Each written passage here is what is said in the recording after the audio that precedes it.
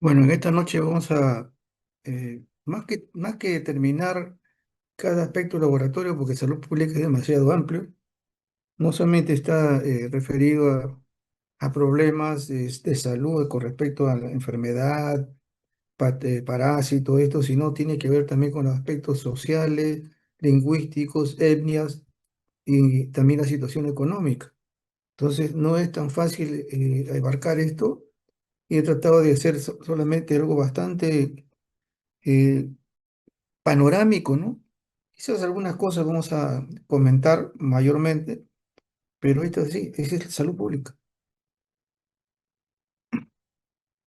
Y, y vemos nosotros, pues, que hay una cualidad, ¿no? En este caso de la salud pública es la prevención fundamentalmente.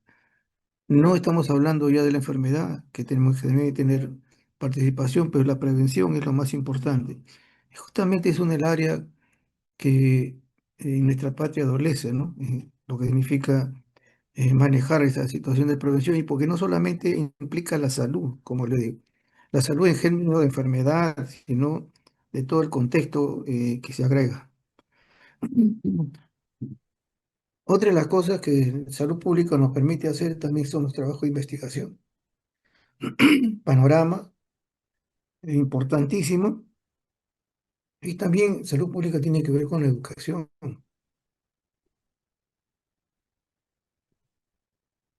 Ahí todas las funciones de lo que la OMS menciona acerca de lo que significa, como les digo, en salud pública y tiene que ver con ese marco político, etcétera, ¿no? Y eso no se puede quitar porque es así. Es la salud pública tiene que ver con eso. Salud público, de todo el contexto, en este caso nacional. Una de las cosas es que siempre se manifiesta en salud pública es la relación con la pobreza. Y definitivamente esto marca muchas veces la forma como se atiende al paciente, si tiene accesibilidad a los lugares, etcétera. Se le hace el cribado que es importante para manejar la enfermedad. Todo esto es. Y ahí vemos nosotros qué cosas repercusión de la pobreza en la salud pública. Y si nosotros vemos la desnutrición, estamos hablando de anemia, ¿no es cierto? Entonces, ¿y qué significa un hemograma? Pues digo, tocar cada una de estas cosas sería definitivamente no diría un exceso, pero sí demasiado amplio para manejarlo. Porque podemos tocar solamente y manifestarnos la mortalidad infantil. Hay que ver que no sea problema respiratorio, una enfermedad diarreica aguda, etcétera. Entonces estamos hablando de ahí de rayos X, estamos hablando ahí de un hemograma, prueba basal, etcétera. ¿Te das cuenta? O sea, no es la idea de estar evaluando cada uno de estos porque es una tremenda aspecto que sí tienen que conocerlo ustedes porque cuando hay un paciente que llega de un determinado lugar, sí hay que averiguar todo el contexto. Después, y no solamente decir la clínica, ¿no? Es lo que a veces nos hemos cortado nosotros, como decir la clínica, cuando hay otro contexto que también nos arroja a esa clínica que a veces no es un tan compatible con una enfermedad. Te ven ahí, la mortalidad materna generalmente la mayoría de casos es por hemorragia. Entonces hay que determinar eso a nivel uterino, hacer todas las evaluaciones de grupos sanguíneos, transfusiones. ¿Se dan cuenta? O sea, la idea no es tanto abarcar todo esto, sino hacer un panorama y algunas cosas, como les digo, es incidir. Hay bastantes cosas ahí importantísimas que realmente eso conlleva a que la salud, en este caso nosotros, realmente sea una situación muy crítica, ¿no? A nivel, mm, a nivel de todo tipo, no solamente la político, el económico también. La tríada de enfermedad es algo conocido, ¿no? Huésped, agente, medio ambiente. Y justamente en la situación de lo que significa la salud pública, muchos inciden en ese medio ambiente. Eso es importantísimo para vivir. Vemos nosotros hay una clasificación según el agente infeccioso que definitivamente solamente es una especie de eh, demostrar, ¿no? Un ejemplo, ¿no? Aquel que hace salud pública debe conocer todo. Esta es la educación. No hay salud pública si no hay educación. Y significa cómo tratar al paciente, cómo ponerle su inyección, cómo hacer, e inclusive hasta las pruebas rápidas, que es importante tenerlo presente, ¿no? Todo eso. Y ahí hay todo un contexto de manejo también a nivel del ministerio, ¿no? Acerca de lo que significa estar haciendo la educación constante a toda la población. Y eso definitivamente es importantísimo porque son medidas sanitarias y que va a ayudar mucho también a, inclusive una de las cosas que muchas veces le dejamos de lado nosotros, es el lavado de manos. Muchas situaciones de enfermedad es porque las manos de nosotros están sucias. ¿Cómo atendemos a un paciente? Es una cosa así tremenda. ¿Cómo atendemos al paciente? Hay jabón, hay agua para poder lavarse las manos y luego atender al siguiente paciente. ¿Y qué hago con mi celular que está a mi costado? ¿Qué hago con la historia clínica que estoy anotando? Y todas esas situaciones significa pues que un lavado de manos va a significar ¿qué? Que hay una limitación para que esta enfermedad no se transmita. Una de las cosas que ahorita se está dando boga,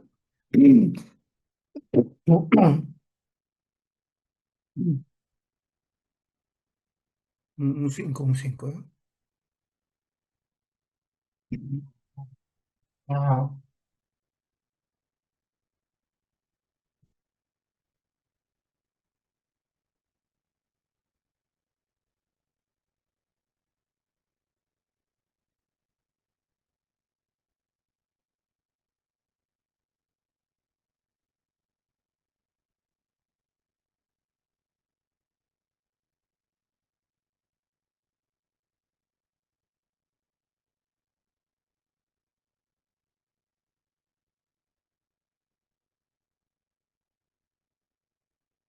sigamos. Ajá.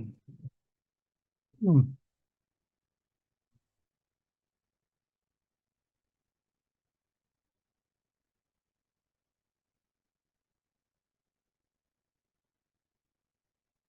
Hemos visto esto, hemos visto los agentes, vemos la educación. Uno de las crisis que estamos viviendo ahorita, definitivamente está yéndose con los problemas que hay a nivel mundial y es una cosa que es ahorita notorio, ¿no? Algunos países no quieren firmar lo que ya se estableció en el Acuerdo de París, pero uno dice, ¿qué tiene que ver el cambio de clima? Cuando se ha comenzado a estudiar esto a nivel, como le digo, de salud pública, hay efectos de ese cambio climático. ¿Y cuándo es? La calidad del agua, la calidad del aire, el compromiso también de la agricultura. Estamos hablando ya de situaciones epidemiológicas, el mal saneamiento, los espacios habitables son reducidos. Todas estas situaciones que comprometen a poblaciones también vulnerables o no, esto se da porque ha habido cambios climáticos. Y eso hasta ahora definitivamente es una situación de pelea entre los grandes países donde hay recursos, pues, una industria, ¿no? Y esta industria gasta demasiada cantidad de elementos realmente contaminantes, ¿no? Y el cambio de clima ha habido, ¿no? No estamos sufriendo nosotros ahora eso. No sale sol en la mañana y en la tarde, en la noche sale un frío, parece como si fuera el clima de provincia. Entonces el clima es importantísimo. Como decía, la salud pública, cuando hablamos nosotros, laboratorio de salud pública, tenemos que entrar a todo, ¿no? Porque también nosotros hacemos educación al personal, porque nos piden a veces el personal de salud, ¿no? Nos piden que hagamos capacitación para el paciente de tuberculosis, para algunas situaciones de lavado de manos también dentro del personal, para educarles también a la madre acerca de algunos cuidados, y no solamente el pediatra. Pues uno se da cuenta de que salud pública está en todo, ¿no? Y el laboratorio participa en todo esto. Y vemos nosotros que hay un sinnúmero de elementos, ¿no? Sociales, económicos, psicológicos, etcétera, que tiene que ver con ese compromiso de bienestar y de salud pública. Uno de los capítulos que en los últimos años se llegó a tener, inclusive hasta en el Instituto Nacional de Salud, fue las enfermedades no transmisibles. Antes no se le consideraban, años atrás, solamente era la situación infecciosa. Pero acá se ha visto realmente que tenemos una epidemia prácticamente, ¿no? De ciertas enfermedades no transmisibles. pero es una epidemia realmente que causa bastante problemas, ¿no? A nivel. Y vemos nosotros que ahí la mortalidad en estos pacientes con enfermedades no transmisibles, no infecciosas, es una carga tremenda de muertes, ¿no? Y muchos de ellos se da inclusive hasta no solamente en gente adulta o gente de tercera edad, sino antes también. Y a veces consideradas muertes prematuras, ¿no? Y generalmente, ¿quién es el compromiso? Personas de escasos recursos. Y bueno, cosas que vemos nosotros, inclusive a la atención de salud, ¿no? Ustedes le hacen un examen y luego de 3 meses le dan el resultado, sin comentarlo, pero es así la realidad. ¿Qué hay más? O sea, entonces las enfermedades transmisibles tenemos que ver problemas cardiovascular, etcétera, ¿no? Muertes prematuras, en este caso de estas enfermedades, y luego los factores de riesgo, que lo vamos a aumentar. Casi todas las enfermedades no transmisibles tienen que ver con los mismos factores de riesgo, casi todas de ellas. Y se dan cuenta, ¿no? Vemos nosotros situaciones como el alcohol, pues tiene que ver alcohol. Ajá. Hay muchas situaciones que el alcohol trae, y es una de las cosas realmente interesantes, problemas no solamente de tipo infeccioso, sino también de tipo de violencia, ¿no? El alcohol, cáncer de mama, cánceres generales, cáncer de cuello, la lactancia materna, ya se sabe que si son pacientes que a veces regresan con cuadros de infecciones repetidas, le hacemos su hemograma, su orinita, y encontramos ahí que es un paciente que no tiene lactancia materna. Hay una relación de esa. Entonces vemos un sinnúmero de patologías que pueden ser parte de ese cuadro, ¿no? Enfermedad no transmisible, pero también, como se da cuenta en la otra parte, estamos hablando de, están haciendo alimentación complementaria y ahorita la gente utiliza mucho lo que es vegetales o situaciones de hierbas, ¿no? En este caso, de diferentes tipos, ¿no? Y marca, por no decir esto, todo lo que es medicina complementaria, ¿no? Que en muchos de los casos no es mala, ¿no? Pero a veces se excede una persona y estamos viendo las consecuencias, ¿no? Y ahí ya hay trabajo, ya en la cual se refiere a algunos problemas de tipo hepático también cuando hay consumo muy excesivo. Ahí estamos hablando de la economía. No puede haber una atención de calidad, hay insumos, ¿no? Como ahora dicen, no, no hay medicina, ¿se dan cuenta? Salud pública. ¿Qué sucede con esos pacientes que tienen ahorita un cuadro infeccioso? Complicación, ¿cierto? Entonces uno se da cuenta de que sí hay una situación de ahí estrecha, ¿no? En todos los sentidos. Etiquetado frontal significa eso es lo que debe tener los productos que estamos consumiendo. En otros países incluye, se agrega hasta los componentes con preservantes, ¿no es cierto? Entonces, estas cosas uno lo pone ahí en alerta. ¿Se ha hecho algo? No digo que no. Hay algo que se ha puesto ahí, pero siempre es bueno hacer toda la evaluación del caso. Nuestra nutrición, ¿qué tipo de nutrición tenemos? Algunos somos muy consumidores de qué, y a veces elementos no solamente carne, sino también de alto contenido lipídico. ¿Y qué sucede?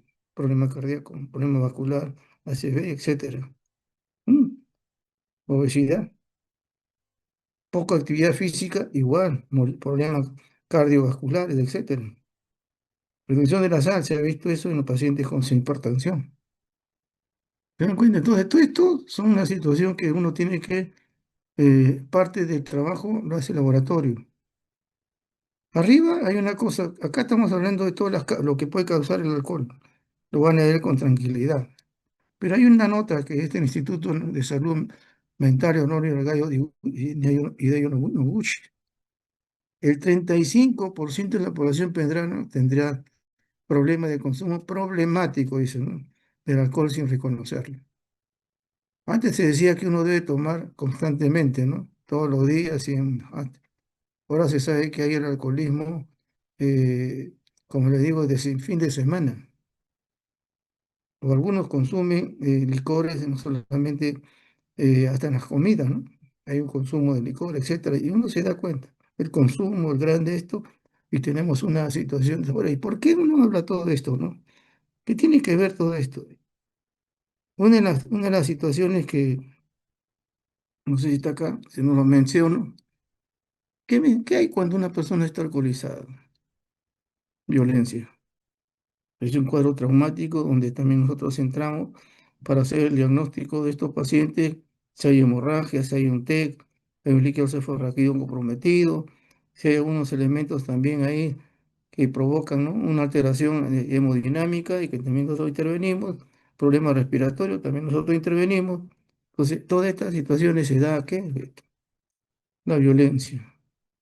No solamente violencia familiar, también las violaciones. Ahí es casi también por las personas que toman. Y también lo que transitan en automóviles y autos, ¿no? Ahora no solamente ellos, sino también las motos. O sea, la causa de accidentes es muy alta en nuestro país. No es una situación que uno puede dejarlo, ¿no? Y esto, la causante es justamente esta situación, ¿no? Y creemos que el licor no va a alterar algo, pero sí nos altera el reflejo. Entonces vemos que el alcohol sí, y parte de eso también tenemos un cuadro que le he puesto ahí. ¿Para qué? Que se pueda determinar, ¿no?, la porcentaje, ¿no?, de estos ingresos. Ahora, ¿qué más puede dar el alcohol? Y lo sabemos nosotros, ¿no?, a nivel hepático. Generalmente vamos a pedir marcadores hepáticos, marcadores cardíacos, porque provoca toxicidad también cardíaca, provoca también problemas de pancreatitis, tenemos ahí. Y lógicamente también, si una persona consume esto, no consume los elementos nutritivos necesarios, también hay que hacerle pruebas basales. Y se dan cuenta, no solamente es el laboratorio, no solamente es la clínica. Ahora, ¿qué hay que hacer? Apoyo de salud mental, porque estos pacientes, algunos que ya tienen una cantidad muy, muy alta de esto, empieza con un cuadro ya depresivo, de violencia y muchas veces suicidio. ¿Se dan cuenta? Entonces, eso es lo que llamamos nosotros salud pública.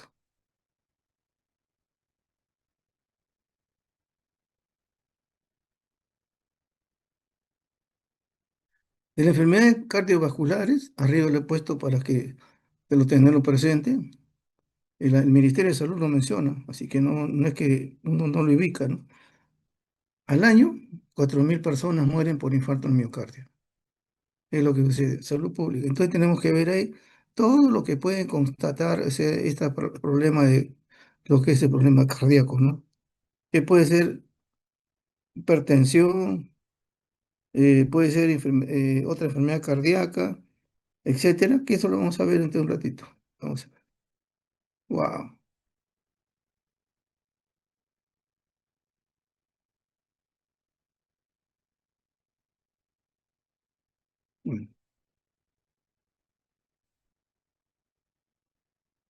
Y justamente con los factores de riesgo, ¿no es cierto? Problema cardíaco, diabetes, presión arterial. El ambiente de contaminación también está referido como factor de riesgo. Una dieta poco saludable, la obesidad, consumo de alcohol. Y esa dieta significa lipídico mayor, no sé, elevada. Y tenemos también el tabaquismo y la actividad. Entonces, si uno se pone a mirar, diabetes, glucosa en el paciente con cardíaco, su perfil lipídico, y ahora hay bastante, ¿no? Pero biomarcadores, ¿no? El cardíaco, marcadores hepáticos, etcétera. Y serían prácticamente esto, un examen de orina, todo lo que prueba, ¿no?, para determinar también la pérdida, o si también hay otro compromiso. Igual el laboratorio interviene en esto, pero siempre asociándonos a estos factores de riesgo. Y ahí está, solamente para hacer un resumen, ¿no? Actualmente ya no solamente se pide como perfil lipídico, HDL, etcétera, cosas, ¿no?, sino lo que está incluyéndose ahorita es el ApoA y ApoE. Pues esto tiene que ver con esa carga tremenda de lo que es lipídico, y que muchas veces el LDL no está dentro de lo normal. Entonces, cuando tomamos esto, vemos realmente que ahí la cantidad de triglicéridos y los elementos patogénicos, ¿no?, aterosclerósicos están en esto. Entonces, ahora se está pidiendo mucho estas pruebas que son importantes. La glucosa, el PCR, porque hay un cuadro también acá de inflamatorio, péptido natriurético, etcétera, fibrinógeno, el KG, son pruebas que se deben realizar en estos pacientes y luego todos los factores de riesgo también incluirlos dentro de. Y vemos nosotros ahí nuevamente la obesidad, diabetes, hipotiroidismo, insuficiencia renal, en este caso síndrome nefrótico, si el uso de tiazidas, beta bloqueadores, estrógenos, progesterona, también van a hacer alteraciones, en este caso, de estos problemas lipídicos, ¿no? Algunos aumentan y otros definitivamente lo alteran. Panorama estamos haciendo, ¿no? La enfermedad renal, que también es otra de las enfermedades no transmisibles, definitivamente, ¿no? Se menciona ahí abajo está, es un problema de salud pública en el Perú, ¿te das cuenta? Que afecta aproximadamente el 11 al 17% de la población, ¿no? 9 de cada 10 personas no lo saben, dicen. Esto es algo sacado también del contexto de lo que es el ministerio, ¿no? Los principales factores de riesgo es, nuevamente, hipertensión, diabetes, el sedentarismo, ¿no es cierto? Etcétera, etcétera, etcétera. ¿Y cuál es el gran problema de una enfermedad renal? Que no solamente va a perjudicar a nivel cardíaco, sino también va a ser un alto costo. Estamos hablando también eso, por eso pacientes tienen que ir a diálisis, pacientes tienen que hacer trasplantes, ¿no es cierto? En este caso, esto es un costo elevado que a veces no favorece al paciente, ¿no? Y tiene que hacer toda una rutina también compensatoria, ¿no? Y hacer la valoración de todo su carga renal que hemos visto. Y esto ya lo saben ustedes, urea, creatinina, ¿no es cierto? Y todo lo que podemos nosotros solicitar a estos pacientes con respecto a la filtración, ¿no es cierto? Sea de cuál modelo o cuál esto. Voy a colocar algo porque quita mucho. Ah, ok, ahí sí. Entonces, esto es lo que nosotros observamos en esto y este es considerado también una enfermedad eh, sujeta, ¿no? A no transmisible, que también es una carga tremenda, no solamente personal, sino también a nivel económico, ¿no? El gasto que se tiene ahí hay que sacarle, como decir, a veces calcular y se da cuenta que a veces no se realizan las cosas como se deben por esta limitación. En caso de, por ejemplo, estas enfermedades, ¿no? Los niveles por países, nosotros nos encontramos más o menos en el trayecto de lo que es 2 cuantiles, o sea, el 40%, ¿no? Por debajo, realmente por debajo de otros países, pero igual están bien comprometidos, ¿no? Y vemos ahí porcentajes. En la diabetes también es otro de las epidemias. Diabetes cardíaco, diabetes renal, diabetes, síndrome metabólico, ACV. O sea, no solamente estamos pensando que sea. Y ahí vemos nosotros, ¿no? También esta es una nota del ministerio. 5 de cada 100 pacientes peruanos padecen de enfermedad, que es la séptima causa de muerte en el país. Más del 50% corresponde ¿qué? Al diagnóstico en las mujeres, siendo el grupo comprometido mayor de 55, casi el 55 a 60 años, es el más afectado. Y en los hombres un poco menor, pero aún es bastante elevado igual. Y el mayor grupo están un poquito mayores también, entre 65 a 70 años. Entonces, señalar que estas enfermedades no transmisibles hay que hacerle ¿qué? El cribado, hay que hacer el seguimiento. Y vemos las consecuencias que puede haber, ¿no? Paciente que puede tener un problema de ceguera, insuficiencia renal, infarto del miocardio, una ACV y también compromiso vascular que implique una amputación, ¿no es cierto? Entonces, todo esto, ¿qué significa? Que todo es situación de trabajo de laboratorio, que ya no vamos a estar repitiendo lo que ustedes ya conocen, ¿no es cierto? Pues esto de ahí, definitivamente. Y la obesidad, más significando, aparte de los problemas tiroideos, es el tipo de alimentación inadecuada, ¿no? Que también tiene que ser controlada. Y vemos nosotros aquí un dato nada más, ¿no? También del ministerio. Hay más o menos 20 y tanto, una población adulta total, ¿no? Que ahorita definitivamente no hemos pasado, rebasado eso.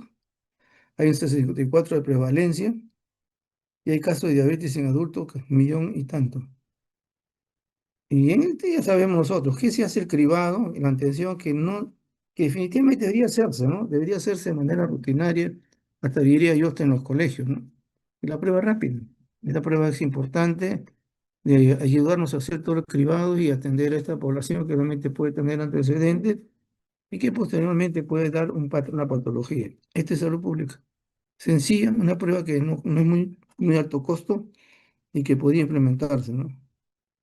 Ahí vemos nosotros, para determinar una diabetes, glucosa basal, tolerancia a la glucosa, hemoglobina glicosilada, un examen de orina, un perfil lipídico y la prueba de función renal, porque perjudica mucho esta patología, ¿no? Otro cuadro también del cáncer es el cáncer de mama. Y no solamente de mama, tenemos problemas del cuello uterino, de próstata, de colon y estómago, que son los más frecuentes en el Perú, ¿ah? Son los cánceres más frecuentes. Y uno de los grandes problemas es que no se acercan a esto de una manera temprana.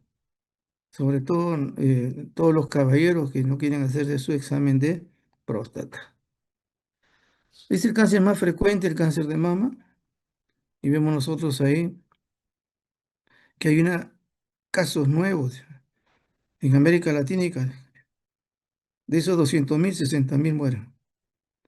Los factores de riesgo, como siempre, lo mismo de antes: obesidad, consumo de alcohol, tabaco, antecedentes familiares, ¿sí? Exposición a radiación, contaminantes, antecedentes reproductivos, también como ha habido alguna significancia de utilización de algún producto, etcétera, o el manejo, en este caso, ¿no? De la parte obstétrica y también ese compromiso hormonal. ¿Qué es la prevención? Y la prevención definitivamente está implicado, ¿no? Un examen, que es una situación clínica, pero si uno se pone a mirar el cáncer cuando sea conductual, no se va a tener esa manifestación, salvo cuando ya está bastante comprometido. Y también una mamografía que puede ser un poquito más, pero tampoco se puede estar radiando muchas veces a las personas. ¿Qué marcadores utilizan, no? Y utilizamos también para ese diagnóstico, que también lo hace el laboratorio. Ninguno es específico, algunos son más o menos, pero ninguno es específico. Tenemos el 15-3, el CA-125, el antígeno carcino embrionario, el CA-27-29, se menciona que esto es el más específico, el gen ERB2, ERB2, y lógicamente la biopsia. De todos esos marcadores lo hacemos nosotros, la biopsia es anatomía patológica.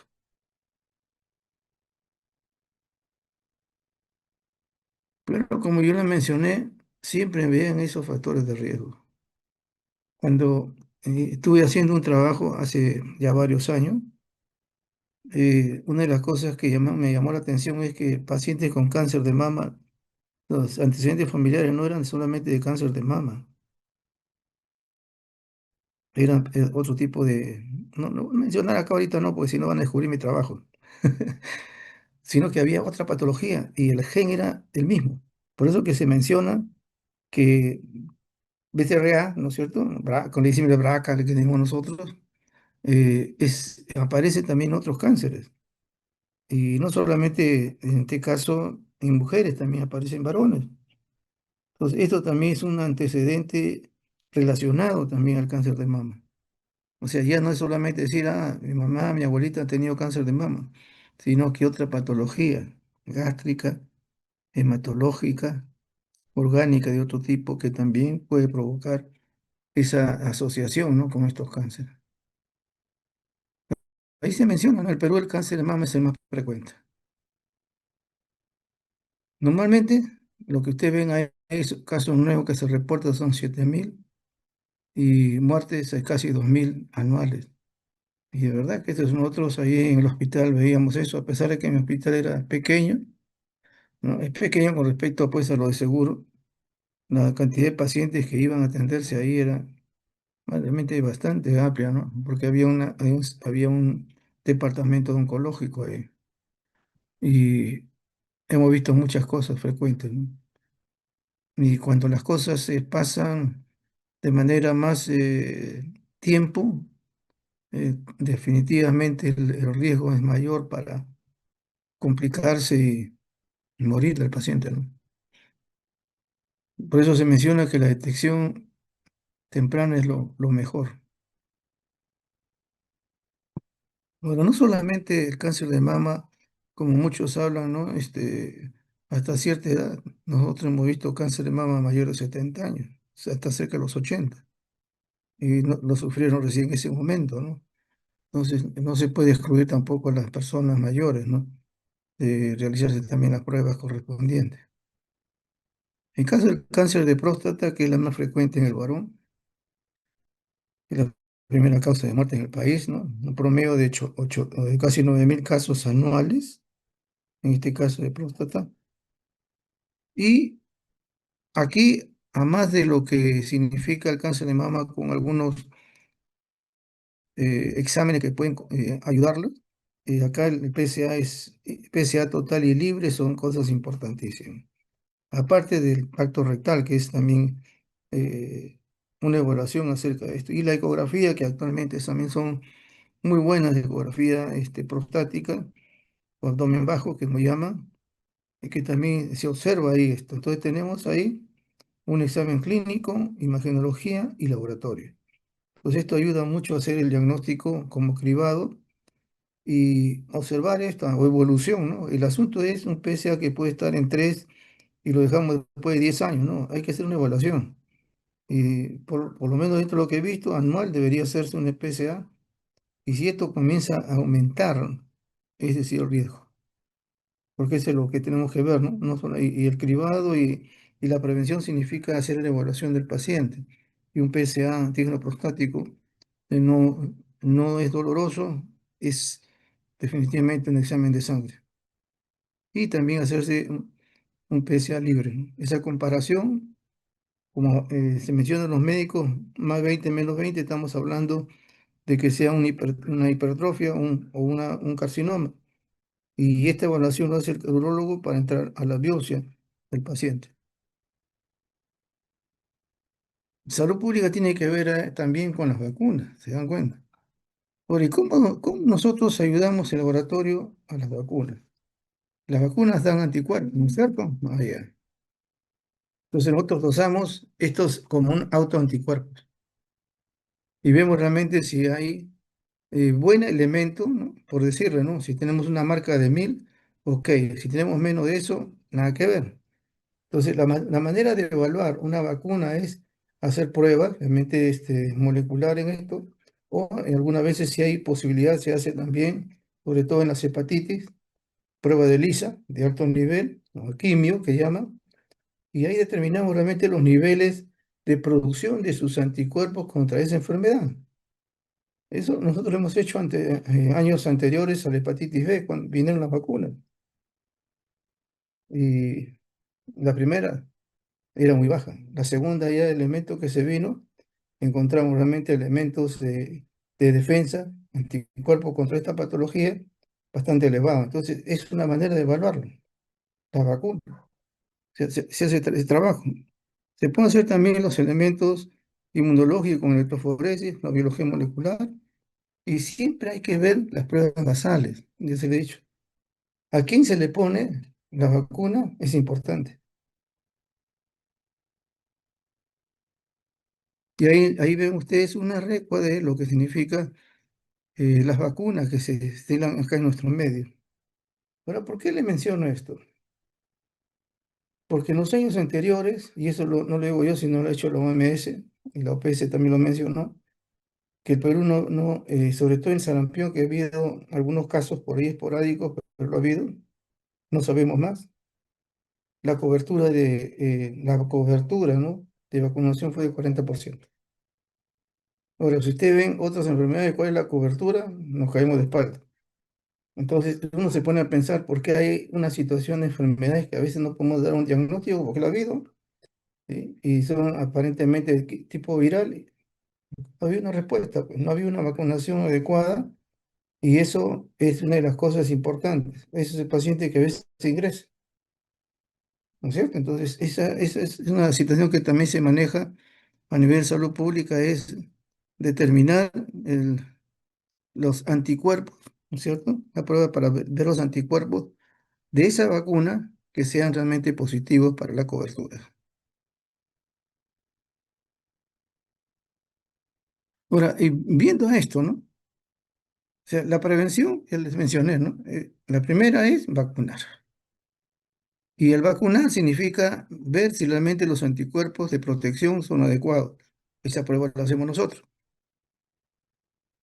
Luego ver los otros, situaciones del manejo de factores de riesgo, pero una de las cosas que es secundaria como etapa de prevención es el cribado. Y vamos a ver en un ratito lo que significa el cribado. Porque esto es importante tenerlo presente porque esto nos va a ayudar. Dice, me hice un examen hace 10 años y quiere que uno siga igual, ¿no? No es así. Justamente es esa situación de salud pública y nos llega a nosotros también en lo que significa el manejo de pacientes, ¿no? A veces pacientes que han sido operados, pacientes que están, y eso lo vemos, ¿no? Evaluación de pacientes que tienen tratamiento, en este caso de tipo viral, retroviral, etcétera. Es vigilarlos, ¿no? El cribado es el proceso de detección precoz, dice, ¿no? Se realiza en personas aparentemente sanas, no necesariamente que sea un enfermo, para identificar a aquellos que tienen un riesgo más alto de padecer una enfermedad. Entonces, eso es lo importante de esto. Luego ahí ustedes pueden mirar acerca de las situaciones que ya con mucha tranquilidad, ¿no? Ahí hay pruebas de diagnóstico para eso. Y vamos a ver alguna de estas pruebas, ¿no? Que va a ayudarnos también a determinar. Pruebas nada más. O sea, si es un cribado familiar, debo tener ahí una situación, por en este caso, una fibrosis quística. Si ahí tengo padres y hermanos que se demuestran a un recién nacido heterocigoto por la mutación del PC, ese gen que está mutado y que va a provocar este cuadro de fibrosis, a eso se le hace, es un cribado, se le hace el seguimiento. Y el seguimiento significa pues ver si ese gen ha sido mutado, ¿no?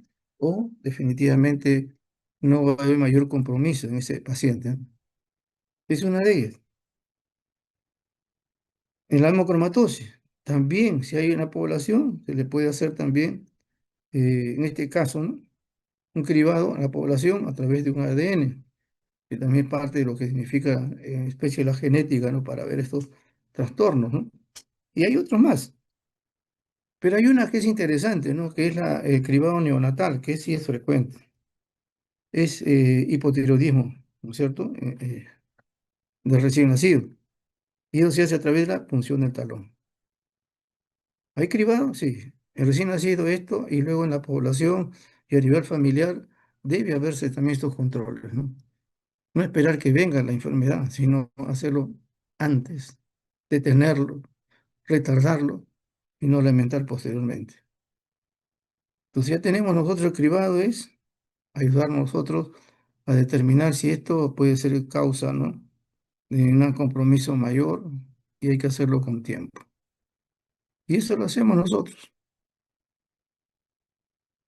Pruebas fenotípicas, genotipas y microbiología. En la actualidad, casi todas las pruebas que hacemos nosotros es microscopía, cultivos, en agar, coloración Grant, sin Nielsen, etcétera.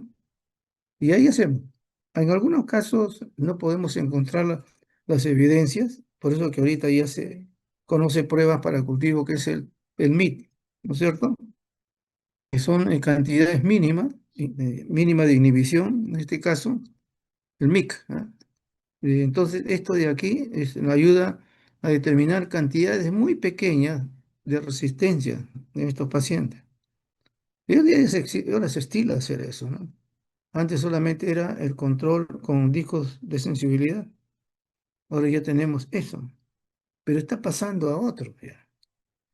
Y definitivamente lo que se está viendo actualmente, y eso ya en países que nos están rodeando están haciendo ya espectrometría, es hacer ya el diagnóstico del germen y no hay problema, no hay contaminación, no va a haber cruces y resistencia a través del estudio de los ADN,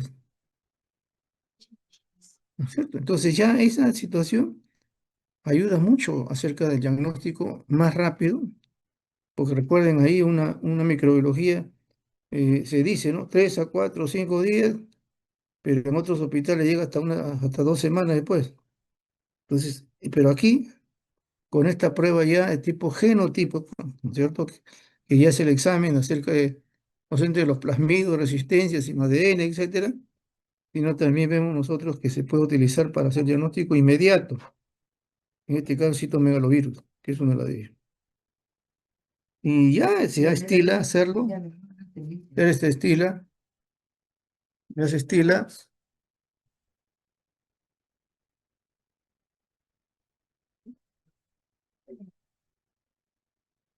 ya se estila pues hacer, en este caso, biología molecular o PCR en hepatitis C. Aparte del HIV, que todavía hay pruebas bastante rutinarias, pero la hepatitis C sí utiliza. ¿No? Y esto también para hacer todo un monitoreo del control, el tratamiento y el diagnóstico también de pacientes que pasan a banco de sangre. Una de las cosas que realmente nos ha complicado la vida es justamente este cambio. Cada cierto tiempo hay una calificación internacional acerca de las variaciones, ¿no? Tipos, serotipos. Y a veces uno cuando ya carga uno sabe que no hay, ¿no es cierto? Es diferente.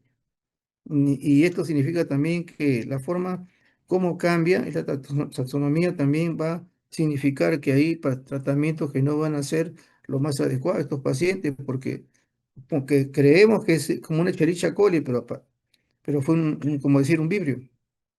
Entonces hay cosas que se juntan así, ¿no? Y sucede.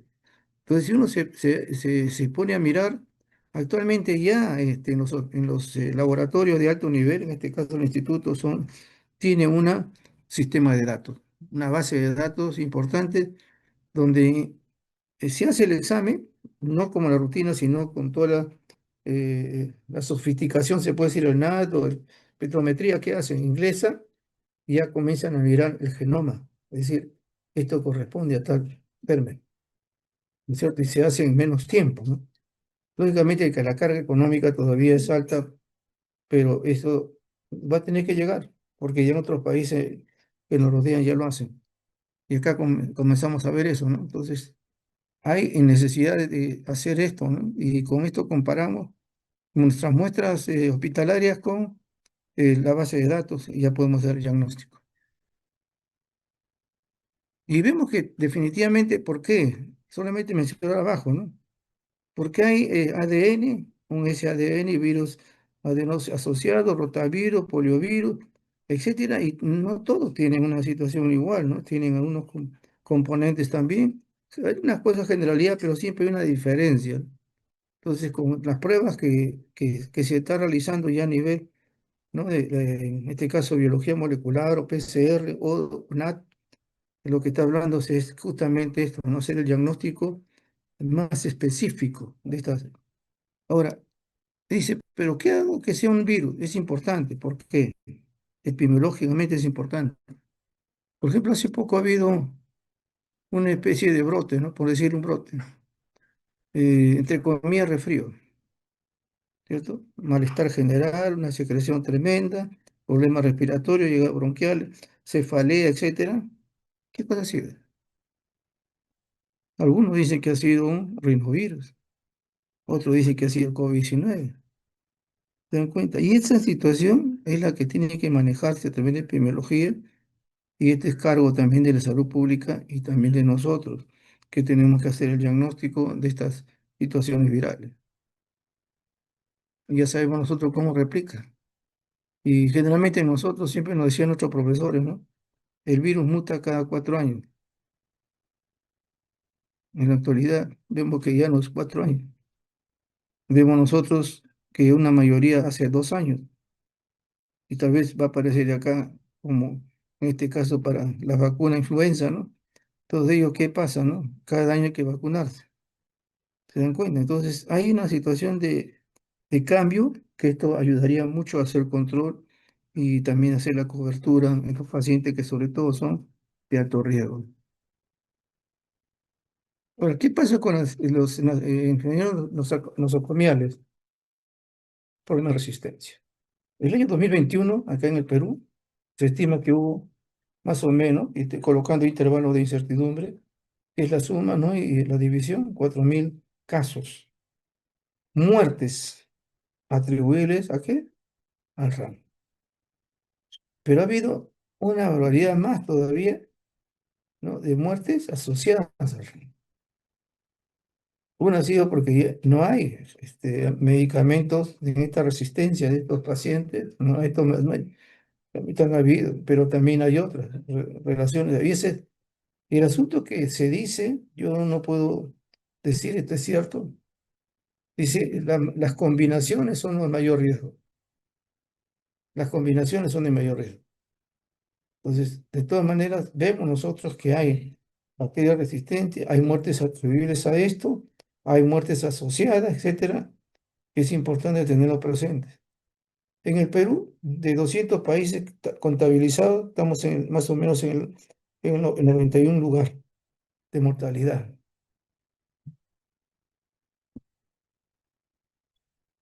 Y una de las cosas que definitivamente también nos falta a nosotros es, debería haberse un curso exclusivamente por un semestre de hacer de trabajo de investigación de nivel, porque los datos últimos, por ejemplo, del 2025 sacarlo, no hay datos de fidedignos de esto, solamente hay de ciertas zonas. Entonces, igual nos encontramos también, lo que yo sé, definitivamente por el trabajo que nos hemos hecho durante años, es que sí hay, ¿no? Hay resistencia y generalmente sí hicimos un trabajo hace varios años que fue la resistencia grande con Escherichia coli, ¿no? Y prácticamente resistente a todo. Y luego seguía nosotros, estafilo, felizmente el estrepto todavía ahí, pero enterococo, etcétera. Y era lo que, ¿por qué? Porque había una mezcla de cosas, ¿no? Una estabilización de a veces el manejo de los antibióticos, eh, como nosotros comentamos así, pues le ha dado un bombazo, ¿no? O sea, no en la primera línea, sino un antibiótico de tercera o cuarta línea, ¿no? Entonces, ya no hay una respuesta, pues, cuando hay que empezar siempre con esto. En la actualidad la penicilina no se ha utilizado para ciertos lugares, ciertos momentos, pero sigue siendo conveniente porque ha bajado, ¿no? Porque como no se utiliza con mayor frecuencia, pero sí utilizamos a veces elementos que inclusive, ¿no? Que no deberían ser utilizados porque ya son segunda o tercera línea de la tuberculosis y no tenemos provocado esa resistencia por esto, ¿no? Hay un uso inapropiado, ¿no? Y vemos nosotros acá la cantidad de muertes mundiales también, ¿no es cierto? Y generalmente está dado ¿a qué? Al RAM y luego al cáncer. Esa no es una novedad. Y esa es nuestra epidemia que todavía no podemos controlarla. Felizmente ya en los hospitales está habiendo una especie de ¿cómo diría, no? Podemos decir en términos congresal, ¿no? Donde está el de farmacia, el químico farmacéutico, está el clínico y médicos que están en tratamiento. Entonces se ve esta posibilidad de qué antibiótico utilizarlo, en qué cantidad utilizarlo, cómo utilizarlo, etcétera, y cómo se valora también esta terapia, ¿no? Si vemos nosotros que la Staphylococcus aureus, pues medicina ya es una cosa conocida, o sea, ¿no? No hay una situación que uno pueda decir que no, y definitivamente es una situación, pero no solamente estamos viendo nosotros el aureo, sino también el epidermides, ¿no? O sea, lo que es el que llamamos el arbus también, o sea, que generalmente es de piel, también está viendo, ¿no? Situaciones de resistencia y el compromiso es cardíaco. Entonces, vemos nosotros realmente que esto tenemos que juzgarlo, ¿no? Y ver la situación de cómo manejar también. Esto lo hacemos. Todo lo que significa esterococo también la vancomicina. Y el esterococo es terrible. O sea, sacar un esterococo, inclusive hasta en la orina, es bien difícil. Y porque hay genes que implican la resistencia y están asociados. Casi todos ellos, ¿no? Definitivamente hay esa situación de manejo. Esto lo hacemos con cultivos normales de agar, pero el asunto viene del tratamiento, ¿no? Que es la segunda parte de lo que significa la identificación. En los bacilos gram negativo, definitivamente, se inició una resistencia siempre con la penicilina y luego se extendió a lo que son los LED y hay otros genes también resistentes, ¿no? Carbapenémicos, etcétera. Y esto de acá se está haciendo ya como son, antes hacíamos en disco, ¿no?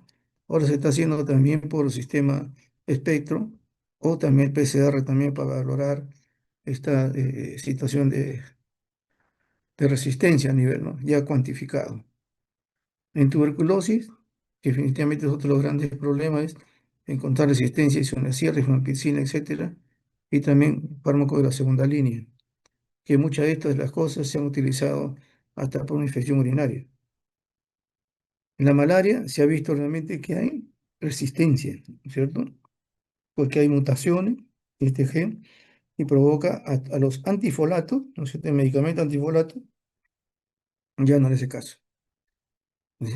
Todos los elementos, parásitos, vectores, etcétera, están ocasionando todo este cambio. Y si uno se pone a mirar, el cambio climático tiene que ver eso.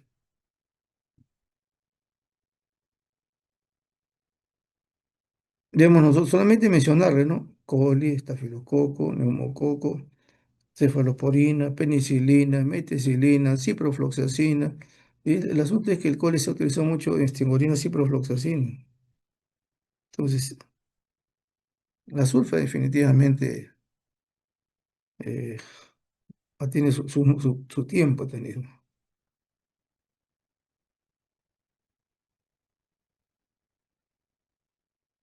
En la actualidad, todas estas situaciones de manejo aún de resistencia, todas estas que tenemos nosotros ahí, se están trabajando ya en otros países con todo el sistema NAT totalmente automatizado, ¿no? Y en el tuberculosis, en nuestro medio, se utiliza una prueba bastante sencilla, pero ayuda mucho, ¿no? Porque acá también se hace, ya no esperar los 45 o 60 días, sino esto de un día para otro ya está el diagnóstico, con resistencia. Entonces, esto también es importante para valorar el mundo de riesgo, ¿no? Coordinante del paciente, se hace en laboratorio. La otra es banco de sangre. Y aquí sí fue una de las cosas realmente tremendas, ¿no? Si ustedes van a provincia, que algún día lo van a hacer, no le digo el lugar, pero es Sierra, donde comenzamos a hacer una evaluación acerca de los donantes de sangre, casi el 30 o 40% de hepatitis B. Así es. Entonces la pregunta era, ¿de dónde van a sacar sangre para el paciente que está crítico? ¿Mm? Entonces, sucede, sí, Banco de Sangre ayuda mucho a ese screening, ¿no? Aquí vemos si hay paciente con HIV, vemos nosotros con hepatitis C, porque ahora se utiliza un sistema mucho más sensible, ¿no? Para hacerlo, porque acá era casi la hepatitis era una periodo de ventana hasta de 40 días, ¿no? Definitivamente no tenía ningún valor. Y podría estar, en este caso, contagiado el paciente y salir negativo. En la actualidad hay pruebas ya muy ultrasensibles que ayudan a hepatitis B, hepatitis C a tener ya esa situación de manejo, ¿no? Y acá se ha visto esta relación que hay de estos pacientes, ¿no? Y esto es como un cribado al donante. Pero hay otras pruebas también.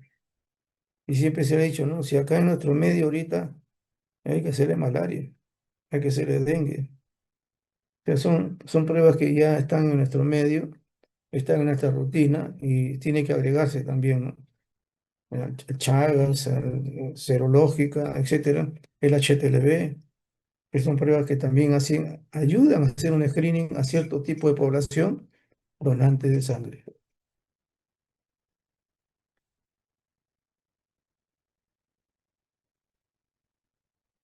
Una de las cosas que también se hace en algunos lugares en banco es los priones. Definitivamente acá no se tiene la frecuencia de hacerlo, pero se ha visto, ¿no? Que esta prueba que provocan una alteración definitivamente cognitiva, motor, etcétera, todo esto, y una degeneración mortal, por decir en este caso.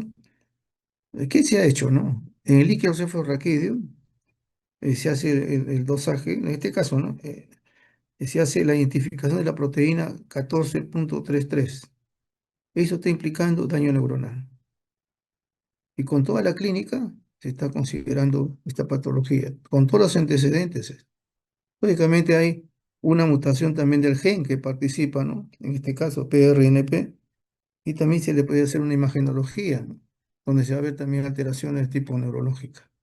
Entonces, clínica, y esto definitivamente es importante hacerlo en el paciente, y en este caso con un problema neurológico bastante avanzado y grave, un líquido cefalorraquídeo y determinando esta proteína extraña, ¿no? Ahora, ¿se dan cuenta? Estamos solamente corriendo.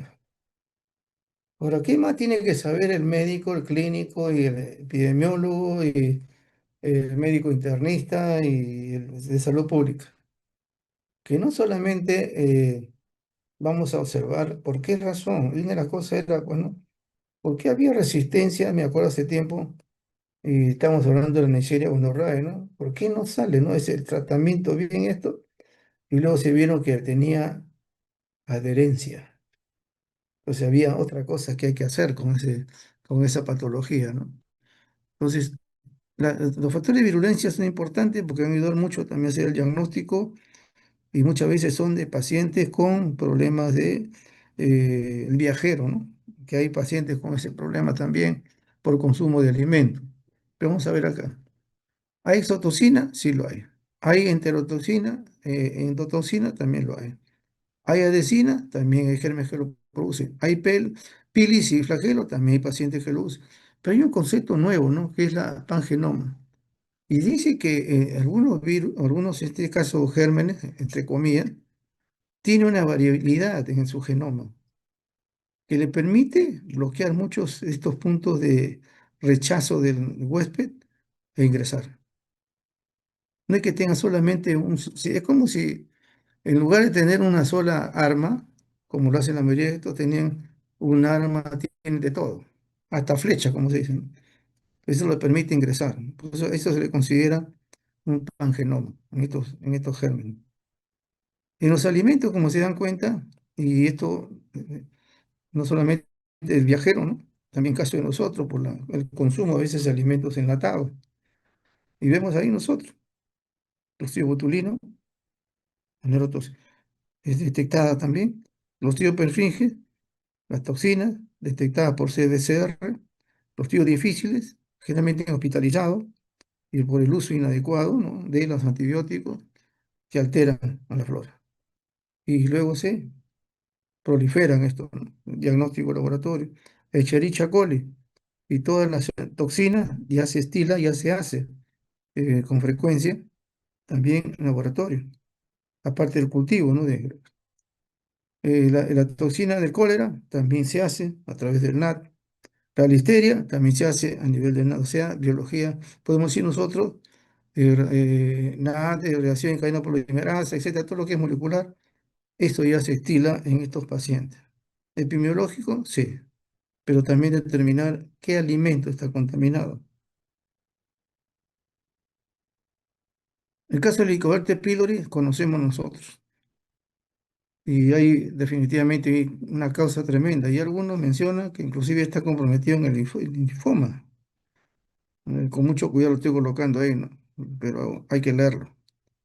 Hay una lesión crónica, no invasiva, pero crónica que daña y daña y daña y daña, entonces se considera pues que es un promotor del cáncer gástrico también, ¿no? Y ahí la toxina CAT y VAC.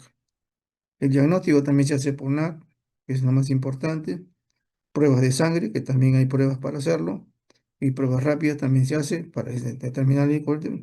Aunque los médicos dicen no les agrada mucho, pero de todas maneras se le hace, pero no es entrar a una endoscopía y hacerle una biopsia de ese nivel. Hemos hablado de los gérmenes, ahora también nosotros. Y ahí viene el asunto que a veces siempre les digo, ¿no? pruebas basales. No solamente el germen que hay que el antibiótico, sino va a responder. Y yo lo veo en los clínicos, ¿no? Cuando estaba a veces visitando ahí a la hospitalización y veía que sacaban su fórmula, no, este paciente es renal, hay que darle tal cosa, poco acá y poco allá. No, este paciente tiene un problema de carga de tal tipo, entonces hay que hacerle esto. Entonces, uno se da cuenta de que según la condición del paciente, se le da el tratamiento. No es que a todos se le da igual. Entonces, aquí hay una situación de también mecanismo de defensa, ¿no? Y ahorita ya es boga que se liga a la microbiota, ¿no es cierto? Y eso definitivamente, la alteración está trayendo problemas hormonales, problemas de cáncer, problemas genéticos, y está investigándose, ¿no? Pero han visto esa alteración. Y definitivamente lo que vemos nosotros a veces en la emergencia, cuando venían niños que venían pues con una carga tremenda de diarrea, y no paraban. Y así que nos mandaba a hacer una reacción inflamatoria el pediatra. Y encontrábamos pues gérmenes que no eran una microbiótica normal. Nosotros consideramos disbacteriosis, ¿no? Una alteración de la bacteria. Y encontramos la mayoría eran puros levaduras. Entonces, esto hacía que el niño tuviera diarrea constantemente. ¿Qué había pasado? Antibiótico en la farmacia, el antibiótico de la mamá, de la prima, y luego llegaban recién al hospital. Entonces, estas alteraciones también provocan que quitarle la defensa, en este caso. Recuerden que no solo, en la defensa también tiene que ver si hay un compromiso del entorno microbiano, ¿no es cierto? Hay compromiso de qué? Que hay material genético que rodea y que puede perjudicar también grandemente la defensa del huésped. Recuerden que los gérmenes siempre tienden a bloquear ciertas acciones, ¿no es cierto? La fagocitosis, la apoptosis, etcétera. Entonces, estos también son parte de ese manejo. Aunque esto no lo hacemos así de término, pero sí podemos tomar un hemograma, a ver cómo está, ¿no es cierto? Y vemos ahí el carácter de una linfocitosis o no. Hay una situación comparativa que se puede manejar, por eso pruebas basales.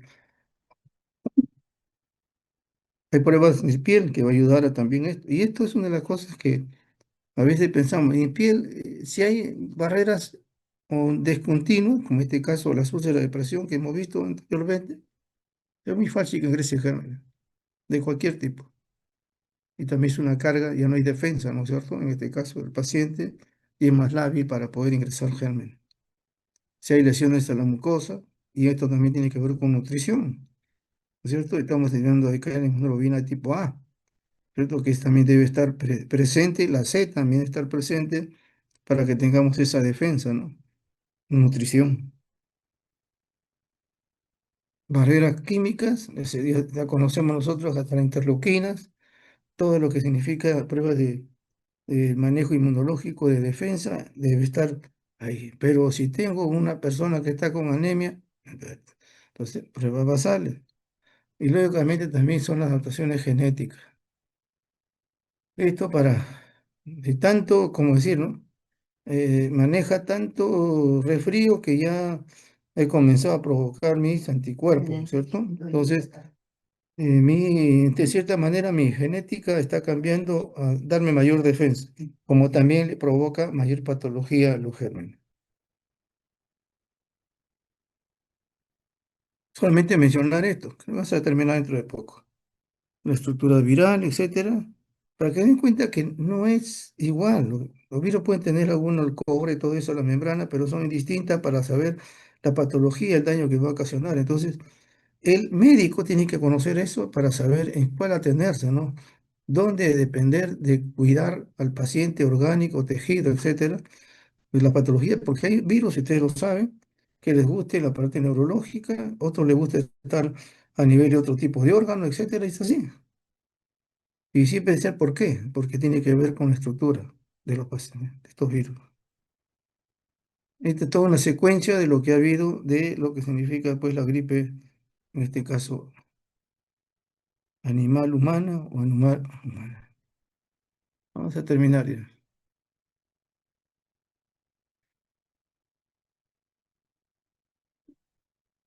Siempre hemos visto nosotros que ha habido la gripe aviar, ¿no es cierto? Influencia A, o también la gripe humana, ¿no? Cerca de la influencia, el virus en este caso influencia, en este caso propagación que ha sido bastante, ¿no? Y yo recuerdo mucho las últimas, que inclusive hasta en nuestras playas, ¿no? Estaban ahí las aves muertas, ¿no? No sabemos más. Y ahí definitivamente uno dice, bueno, no ha habido tanta propagación, etcétera, pero definitivamente es una situación que tiene que manejarlo también. Y esto significa que hay que hacer toda una tarea, pues, de prevención a nivel no solamente humano, sino también de los animales. El virus de influencia humana común es altamente contagioso, pero raramente es letal. La mayor letal es el gripe aviar. Algunos dicen que no ha habido mayor compromiso, otros dicen que ha habido una mezcla y que está saliendo un híbrido, ¿no? En eso. Y este híbrido puede explotar en cualquier momento. Y por último, vamos a ver esto, ¿no? Ay, un respiro,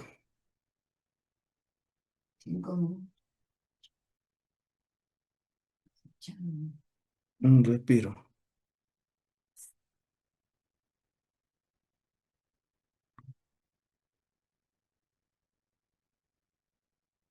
Esto de las enfermedades emergentes y reemergentes, no voy a tocar todo porque de verdad tendría que tocar toda la patología extraña a nuestro, como también la nuestra. Y como le digo siempre, el diagnóstico va a ser lo mismo, ¿no?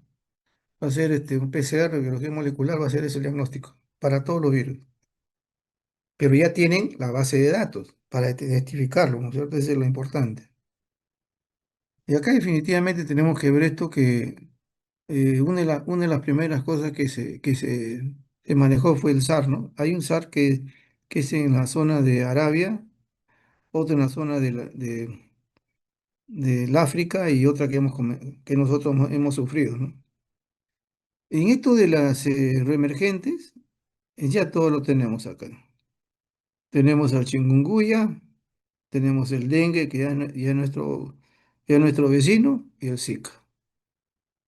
Felizmente, para nosotros, el que más problemas nos da es el dengue, pero en chikungunya también ha habido más ayuda del problema de tipo clínico y sobre todo esos molestias, ¿no? La fiebre, esos dolores musculares, etcétera, que son bastante intensos, que se ha visto mucho de esta situación en el paciente, etcétera. Y tenemos nosotros el dengue, ¿no? Que es toda la sintomología al comienzo es como si fuera una malaria, por eso se hacía una. Pero luego hay que vigilarlo, ¿se dan cuenta? Hay que vigilar que esto no llegue a un dengue grave.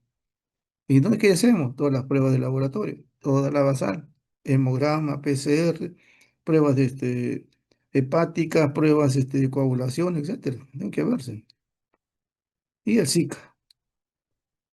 Y generalmente el compromiso mayor son en pacientes con gestación. Y ven ustedes acá, ¿no es cierto? Para que se den cuenta de que no le estoy diciendo ninguna cosa extraña, ¿no? Tenemos nosotros el diagnóstico virológico, puede ser por cultivo celular, antígeno. Actualmente hay una ELISA sensible, que es inmunofluorescencia, o la detección mejor a nivel del PCR, que es lo más importante, ¿no? Eso ayuda. Y luego el resto, ¿no? Que a veces hay inmunología también, pero lo más importante es esta parte de acá. La serológica decimos nosotros porque tiene que ver también con ELISA, ¿no? No solamente serología porque ve de Rellen, sino todo lo que tiene una semejante de titulación como la ELISA. Pero acá nos interesa más esta parte porque sí nos da un diagnóstico más valedero, ¿no? Epidemiológicamente, importante. La atención al paciente, importante. Para seguimiento del paciente, importante. Y eso lo hacen ustedes y nosotros.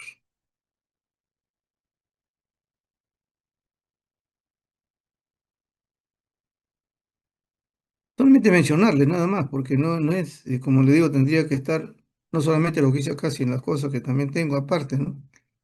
Dengue, y ya tenemos dengue en nuestro medio. Hay ciertas zonas acá en nuestra población que está ahí circulando. y que y bueno, ya está apareciendo un poquito el calor, ahí viene el asunto. El virus o peluche o goropuche, que definitivamente en la zona norte de Chile se ve más esto, pero también en la zona sur nuestra. La rabia, muy pocos casos han habido, por lo menos dentro de lo que reporte, ¿no? Fiebre amarilla sí, en la parte norte, leptospiras también. La peste. Se dice que la peste no hay en el Perú, pero si ustedes van al reporte de la OPS-OMS, dice que el Perú es endémico la peste. O sea, no hay a quién creer. ¿Hay peste o no hay peste? Uno dice que sí, otro dice que no. Pero hay casos de peste, lo ha habido. Tuberculosis, definitivamente, se dan cuenta, hay una vigilancia constante acerca de estos pacientes que ya son reemergentes, ¿no? Que supuestamente están controlados. Malaria, en las zonas endémicas, que también lo tenemos por acá cerca. Un sarampión, en la cual no se cubrió a los niños en vacunas con esto. Así que esperamos que no pase nada por ahí. Y luego vienen las otras, ¿no? Sabe el virus el del Nilo, etcétera. Fiebre amarilla, mencionarle nada más que usted lo lea con tranquilidad. Tenemos el virus del mono, que fue una situación que se vivió hace años anteriores y que por felizmente no se convirtió esto en una epidemia ni una pandemia, pero sí está localizado en ciertos lugares. Felizmente no tuvimos, ¿no? Acá, bueno, el instituto preveyó hacer un tremendo laboratorio por esto y al final ojalá lo estemos utilizando también para otros tipos de virus que son importantes en nuestro medio. El ébola. Y tiene las cosas interesantes, que son enfermedades hemorrágicas gravísimas.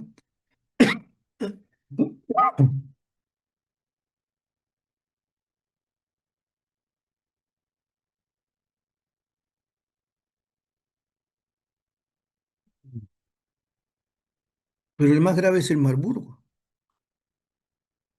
El ébola tiene su zona. También ha habido en Estados Unidos. El ébola es más en la zona del África. Acá no ha habido ni un caso. Pero uno dice, mucho se menciona el ébola porque es el que más casos ha habido. Pero una mortalidad elevada es el Marburgo. ¿Y por qué razón? La manipulación de animales silvestres. Esa ha sido la razón. Acá no es una situación que ahí apareció y tal, no. Ahí hay no solamente los monos, no solamente los murciélagos tienen virus propios. Y cuando uno ingresa a esos niveles, cuando está amigablemente cerca de ellos, han comenzado esos virus zoonóticos a nos afectar. Pero dentro de todo es el virus de Marburgo, ¿no? Que fue por manipulación de monos, ¿no? De la zona del África. Y como le digo, felizmente no ha habido un brote tremendo, porque este sí es gravísimo. Es el más grave de todos los virus.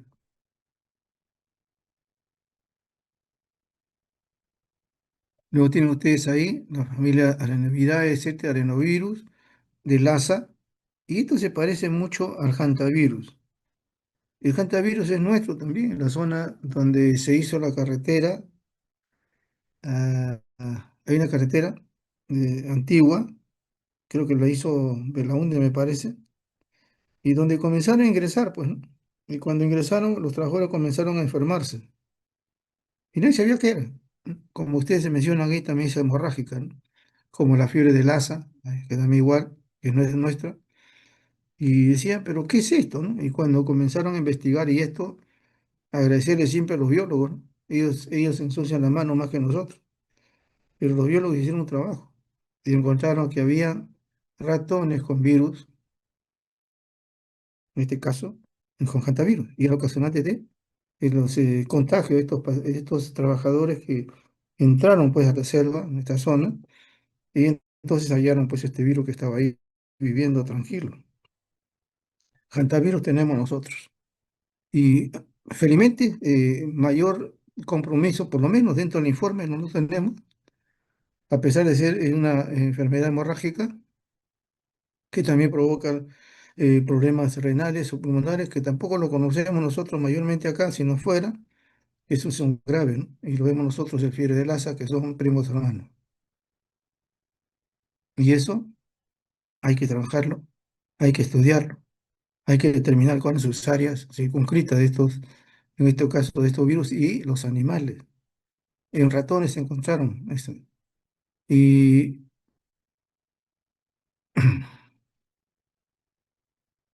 la borrelia, tenemos acá el entovirus, que son definitivamente también, eh, como dice, todos los virus, ¿no es cierto? Esa es una cosa.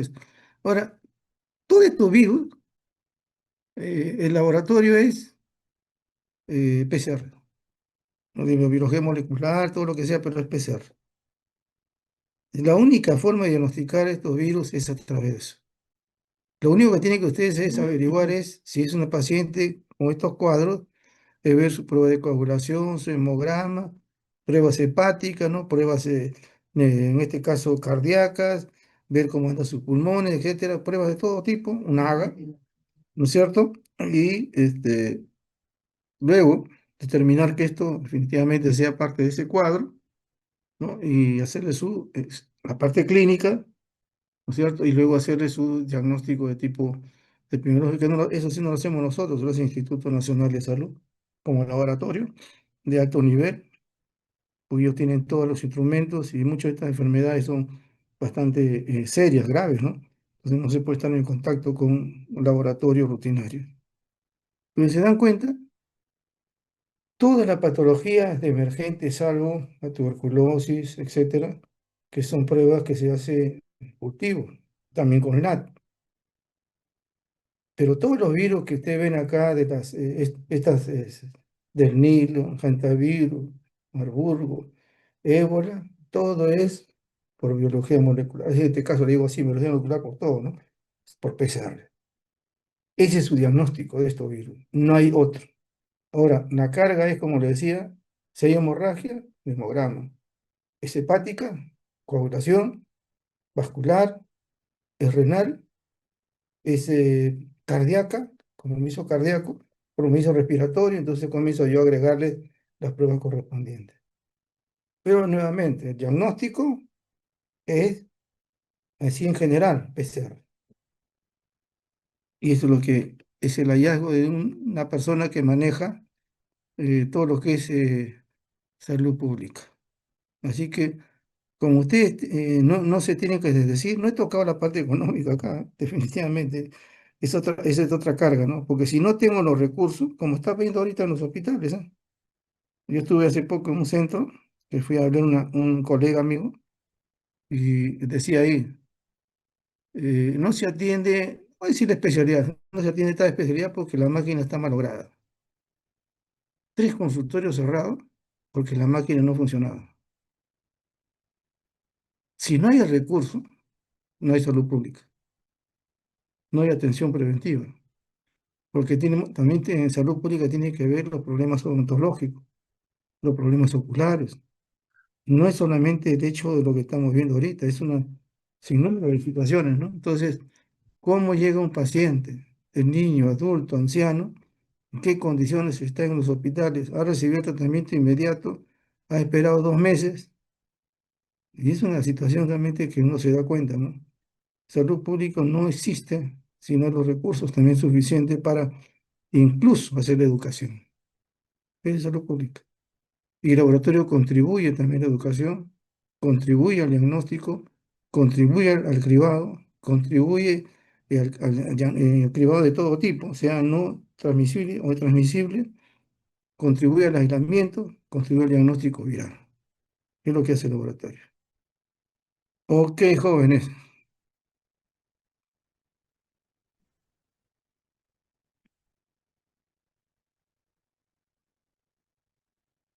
Uf, hasta ahí nomás, joven, porque ya me cansé.